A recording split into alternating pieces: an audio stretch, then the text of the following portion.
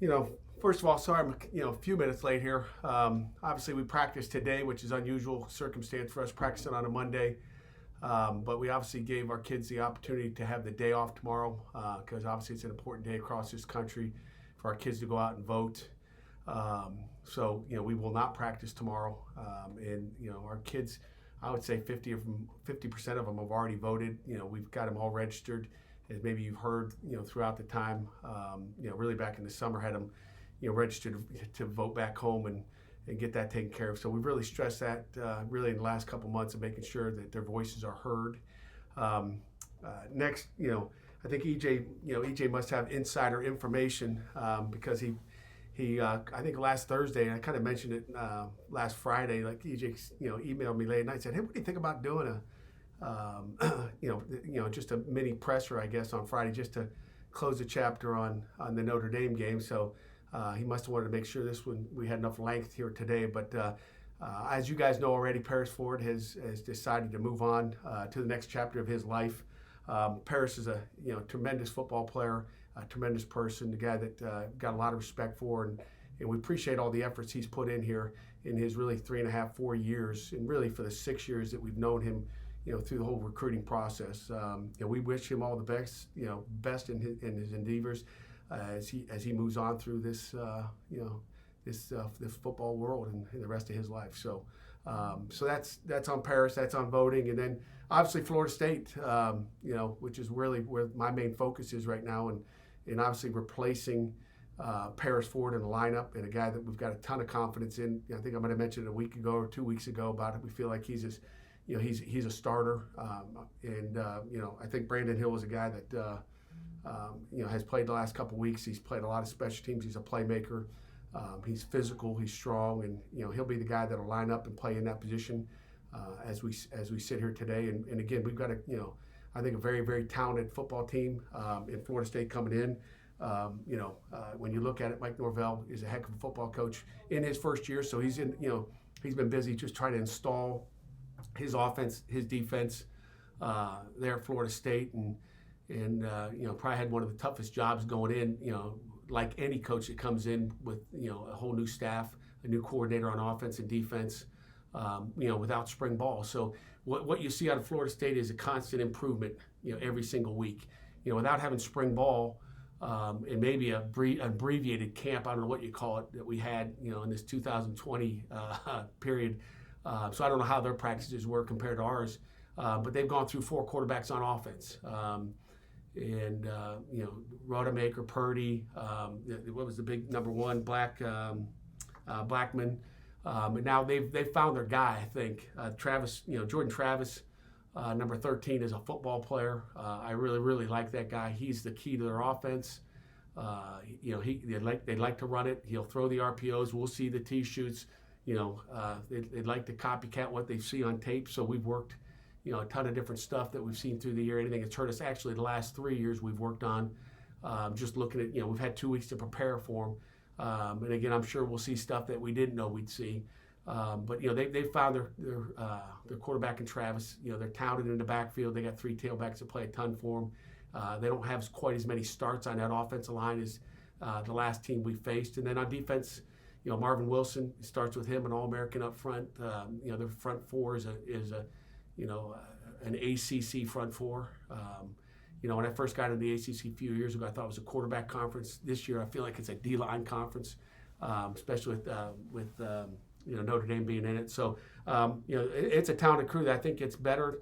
They have obviously had a big upset win over North Carolina on their schedule, and they had a little confidence, and obviously got stumbled by Louisville, and they come into our game, with an open week as well. So they got time to study and figure out what they want to do as well as we do. So with that, that was long. I'll open it up for questions.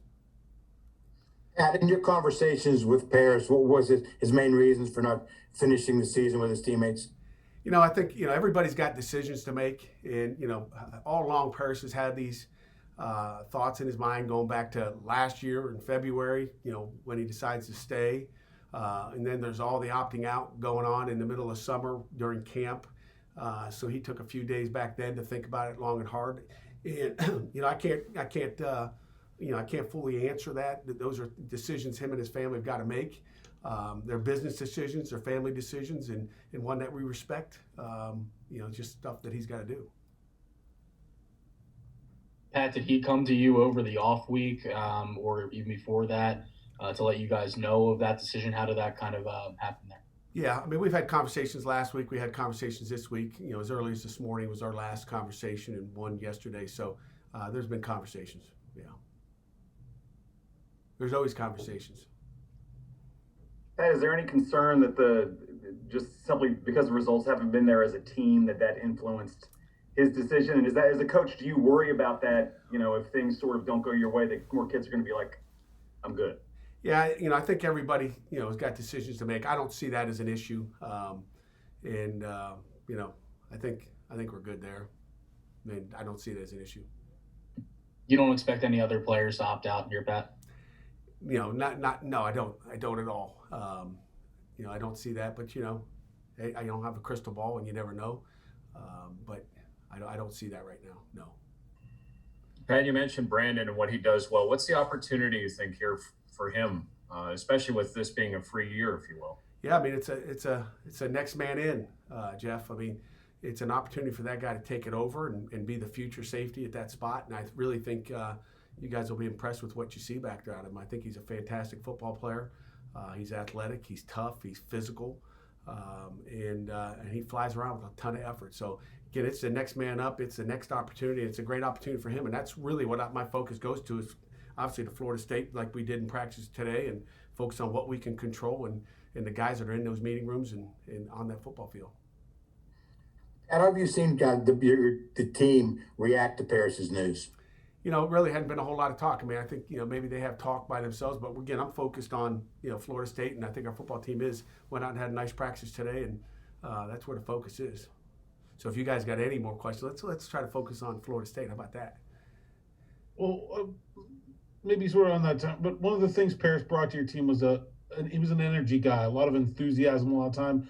How do you try to keep that up, not just losing him, but you lost 4 games in a row, and do you think that is a concern for your team right now? It's not a concern for me right now. I think our kids are excited to go down to Florida State and play a really good football team, and he is an energy, but we got other guys with energy, and I think offenses and defense feed off each other, and we need to feed off each other better. Just last week we talked about playing with, just celebrating more, period, and prior to even knowing anything about what's happened today, really. So we got other energy guys. It's not one guy that has energy, and nobody else is. Everybody else is a bunch of zombies out there. Any update on Kenny today? No, I wish I could tell you. I wish I could say and confirm that he's good to go. I think he gets better every week, and Jerry will tell you what really talk about injuries, but we'll just keep working at it. Well, Pat, you mentioned on Friday that Joe Yellen took most of the snaps last week in your 2 practices. Is that still the case this week? Yeah, he's still taking the majority. Kenny can go out and throw, but he's not moving great right now, obviously. But he can, he's out there watching at least this week.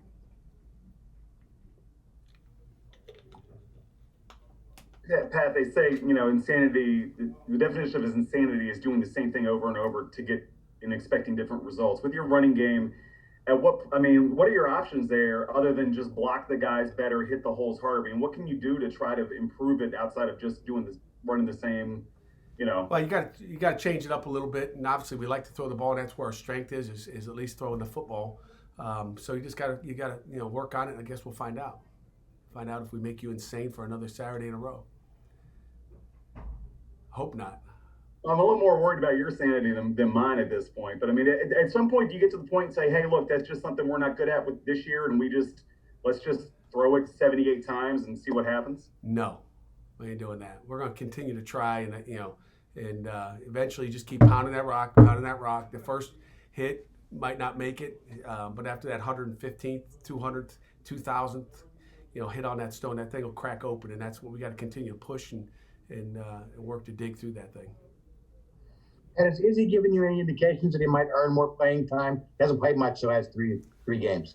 Yeah, we'll see. It's a day by day. I mean, he's still a puppy, as I like to call him. He's a great kid, and sometimes it just takes a little longer. I mean, you still go back to that spring ball, day 3. You guys saw the same thing I saw. And again, it's just it's a process. And you got to trust the process, whether it's in the run game, or in having patience, with your players, period. So we'll find out. We'll find out on Saturday if Izzy gets a few more carries, and we'll see. Pat, there were some coaches around the country that weren't a fan of Election Day being a mandatory day off, I guess because of the COVID tests and practices, and these kids have a schedule. What were kind of your thoughts when you found out that the NCAA made that a mandatory off day? I think at first the ACC made it mandatory, I believe, and then the NCAA came in and was like, hey, we think, but I think the ACC did that, so my hat goes off to Commissioner Swafford in making that decision, number one. I was not real happy when I first heard about it back in the day because we were scheduled to play Virginia Tech, I believe, in the first schedule, not the third schedule, and we were scheduled to play Virginia Tech on a Friday, I believe. EJ, correct me if it was a Thursday, whatever it may have been. I think it was a Friday. But there's no day off if you're playing a day early. I mean, it was near impossible. Matter of fact, I talked to Fuente after that, saying, "How are we going to take a day off?" I said, we're going to have to, have a gentleman's handshake. We're going to this game with 2 days of practice, and we would look bad if we did that. But I think it's a great idea. I think everybody talks about wanting change, wanting to make an impact, and everybody's vote counts. And I think it's important for our kids to get out there and don't complain about the results if you don't put your your name on that. So I think it's a great idea, and I'm actually so happy because we've got a Saturday game instead of a Friday. So thank the commissioner on that one as well. So to be able to practice today after a week off, I mean, it kind of timed up for us perfectly. Now again, hated to have an open week after 7 games, but it timed up perfectly so we can practice today, give them a day off tomorrow, which for them it's like a normal Monday. They'll come in and watch a little videotape on their own. It's an academic day, and then we practice Wednesday, Thursday. So it kind of goes back to that freshness thing. So again, I don't think we're a fresh team. I see a little bit more speed on our field right now, and I like what I see.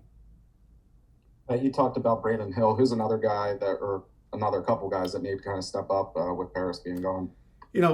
Judson Talander, I mean, has been a guy that, I'm texting last week after Thursday's practice, saying, Judd, like you're playing really good. Like he's coming around, and, I could pull out his text and show it to you, but he's like, Coach, I got more confidence than I've ever had. Like I'm locked in, which is good to hear. So Judd is one of those guys. And Buddy Mack's a guy, even last week, I mean, we put him in there to get some reps, and he's got recall. And so Buddy Mack is another guy that you could possibly see on the field. And obviously you got Eric Hallett, he's a swing guy. He's probably the most versatile football player on our team because he can play, corner, he can play safety, he can play star. I mean, he can do it all. Sometimes I feel bad that we don't get him locked into one home, but he's so good at doing everything. And he's been that Swiss Army knife, I guess. Pat, I apologize. You indulge me one more. Did Paris have any concerns about COVID in your conversations? No. We've been really safe, so no. That's your last question, Jerry. You're fired. No COVID questions. We've been really good, Jerry. I mean, talk COVID, and don't you let your guard down either, guys. I continually tell our guys, don't let their guard down. You guys watch the news and you see it spiking everywhere around the country. It's again a great thing that the ACC got us started early. Some teams are starting to play this weekend when it's starting to crank up. We're very, very fortunate to have made it through 7 games. Right now we're trying to get it to 8, and every day is an important day when it comes to wearing your mask and doing the right thing and knowing who you're around and washing your hands. Thanks for the COVID question, Jerry. Pat, for your players, I mean, this might, for a lot of them, I'm assuming most of them, this is their first time voting in a presidential election. So they might have a little more emotional stake in the outcome than normal. Have you guys talked at all about sort of how to handle it? It looks like this thing might drag out for a while. It's an emotional issue for a lot of people. Have you guys talked about, like, go vote and then come back to work on Wednesday and we'll try to, we'll get inside this bubble and let the rest of the world be the rest of the world? I don't know. What's the state of Pennsylvania? Have 9 days to get all the votes counted. Did I hear that? Did I hear that? Is that right? 3 days now. I see Larry tell me 3 days. So 3 days is a long time. It's funny. I was in conversation with a couple guys before our meeting started today, just talking small talk, and they're like, Coach, we vote on Tuesday, so Tuesday night we'll know. And I'm like, yeah, usually we kind of know. But I said, this year I don't think we're going to know right away. I mean, it could be up to a week. I don't know what's going to happen. I mean, it's all the unknown. But I think a football team is used to the adversity. We've been through some adversity, and I guess we'll address that Wednesday morning that we don't know who it is at that point. I'm guessing if we don't know, and again, we just go on and play football. We do our job. All you can do is go vote, and then after that, let everything take care of itself. We got too many other things to worry about. I can tell you that. Florida State being the biggest one right now. Pat, you talked about all the different players you guys have that you're going to be addressing at that secondary. Do you see maybe some different looks or different ideas to experiment with some of the new guys that you have? Because the different skill sets that they might bring and things that you guys might be able to show in your next couple games. Yeah, some new things you spring. I think about the old, when you were in chemistry class back in the day, and you got that vial and you pour the wrong stuff in there, and the thing explodes on you. I'm going to try not to look for any explosions, try to make sure the chemicals are right. I'm going to do what our guys know how to do. I think it's probably the best advice. And again, I got a lot of faith in Brandon. So, I don't think we have to, we got change-ups. We got different change-ups every week. But we just got to play smart and know what we're doing and be consistent back there. Kelly, I think you had a question. I was just going to ask, I don't even know if Coach knows yet about the Steelers news about the 4 Ravens testing positive. No, and so with the Steelers idea. being so close, I should stay away. I should stay away. I text Coach Tom back and forth, and congratulations to the Steelers 7-0 start. That's awesome. He's a tremendous football coach, and they've been safe. And we watch their protocols are just like ours. That's